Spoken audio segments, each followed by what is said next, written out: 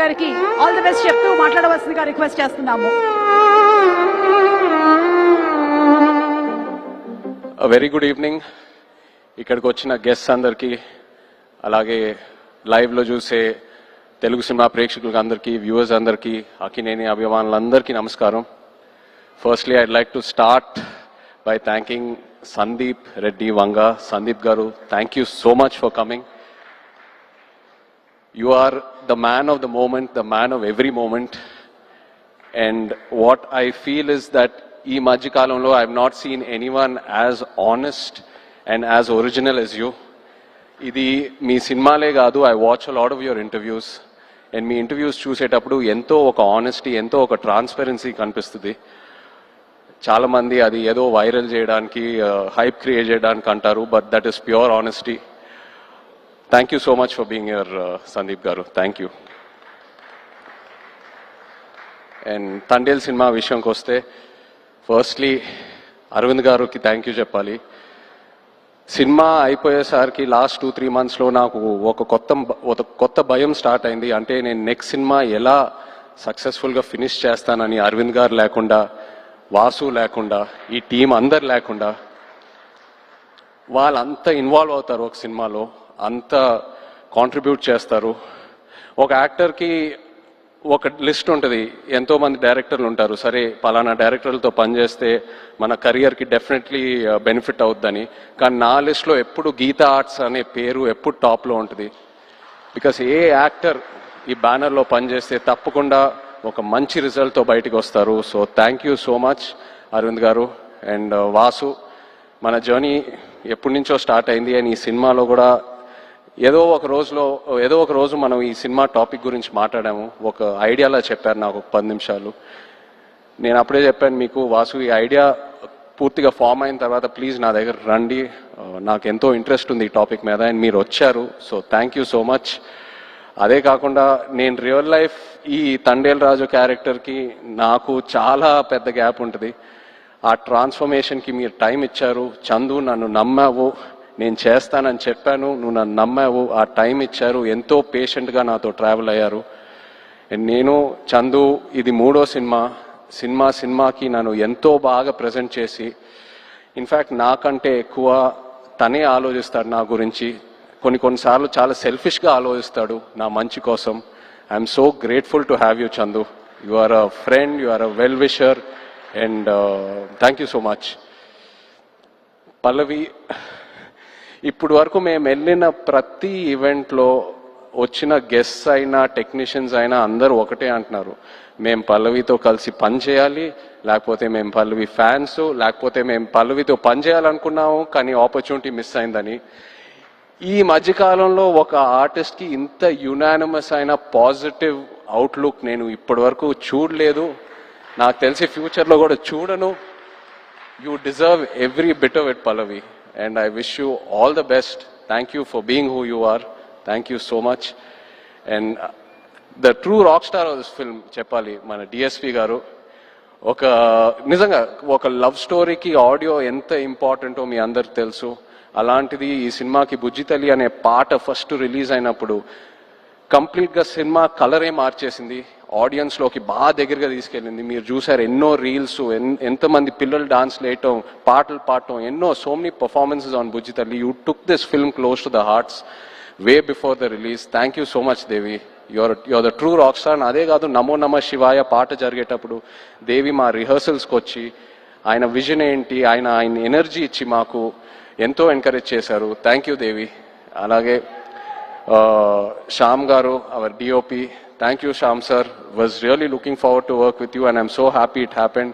And Nagendra garu, mana art director, thank you andi. Nizanga మీ ఇద్దరు combination amazing. నేను Virupaksha cinema చూసినప్పుడు అప్పుడు చందుకు చెప్పాను, శ్యామ్ గారు నాగేంద్ర గారితో పనిచేస్తే బాగుంటుందని. అండ్ ఐఎమ్ సో హ్యాపీ ఈ సినిమా చేశాము. నెక్స్ట్ సినిమా మళ్ళీ ట్రావెల్ అవ్వబోతున్నాము. So thank you very much. అలాగే all the lyric writers, Srimani garu, Jonnavithula garu, మన యాక్షన్ డైరెక్టర్స్, కొరియోగ్రాఫర్ శేఖర్ మాస్టర్కి థ్యాంక్ యూ చెప్పాలి. The entire production team, Satya garu and everyone else, thank you so much. మన PROs Vamsi, Sekhar, Anurag, and direction department చాలా support చేశారు నన్ను ఈ సినిమాలో. కిరణ్, యోగి అండ్ పట్నాయక్ స్లాంగ్ విషయంలో ఒక శ్రీకాకుళం యాస ఉంటుంది ఈ సినిమాలో.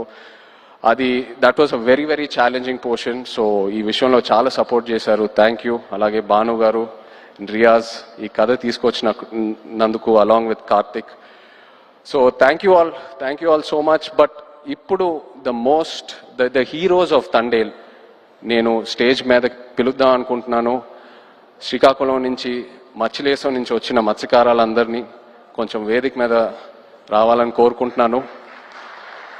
ఎందుకంటే వీళ్ళు లేకుండా ఈ తండేల్ సినిమా ఇవాళ ఉండేది కాదు. ఈ తండేల్ రాజు క్యారెక్టరే లేదు.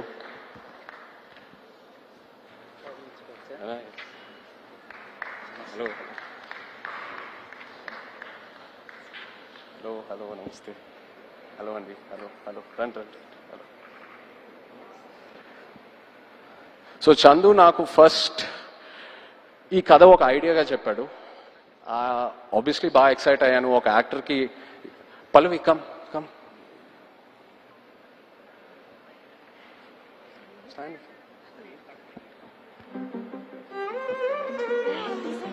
Just stand.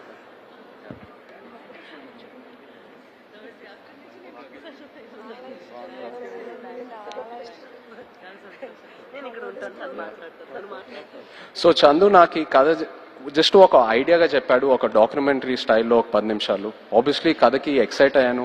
చేద్దాం చందు ఖచ్చితంగా. సో ఆ తర్వాత నన్ను మత్స్యలేశంకి తీసుకెళ్ళాడు. అక్కడ వీళ్ళందరినీ కలిశాను.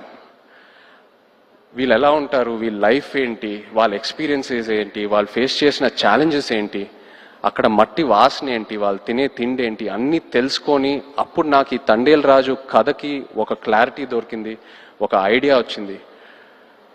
వీళ్ళేంటంటే ఒక 8-9 నెలలు సముద్రంలోకి వెళ్తారు. ఏదో 2 రోజులు అలా యాట్ అయిన తర్వాత వాళ్ళ బోట్ డెక్ ఫుల్ అయిన తర్వాత మళ్ళీ పోర్టుకు వచ్చి వాళ్ళు పట్టుకున్న ఫిష్ ఏదైతే ఉందో అది ఇచ్చి వాళ్ళ బోట్లకి ఏదైతే కావాలో అవి రీఛార్జ్ చేసుకొని వాళ్ళకి కావాల్సిన ఫుడ్, డీజిల్ అవన్నీ తీసుకొని మళ్ళీ బయలుదేరుతారు. కానీ ఒకసారి సముద్రంలో ఉన్నప్పుడు వాళ్ళకి ఒంట్లో బాగున్నా బాగాలేకపోయినా, ఎలా ఉన్నా, ఒంటరిగా ఉన్నా లేనా, అసలు ఎలాంటి సెల్ ఫోన్ కమ్యూనికేషన్ ఉండదు, ఇంట్లో వాళ్ళు ఎలా ఉన్నారు, వాళ్ళ ఫ్యామిలీస్ ఎలా ఉన్నారు, ఆ బోట్ మీద ఏదైనా ఎమర్జెన్సీ వచ్చినా కూడా సరే వాళ్ళు సముద్రంలోనే ఉండి ఆ యాట పూర్తయ్యాకే మళ్ళీ తిరిగి వస్తారు.